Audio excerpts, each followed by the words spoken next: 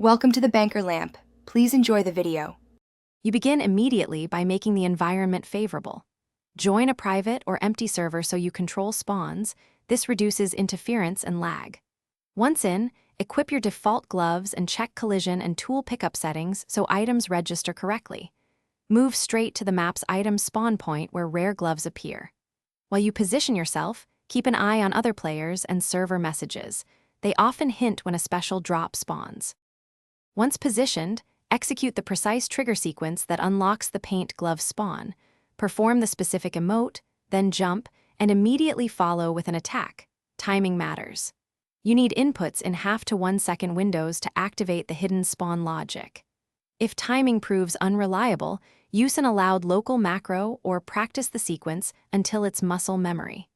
Make sure you face the correct direction for the spawn to register, and avoid being hit or moved while performing the sequence.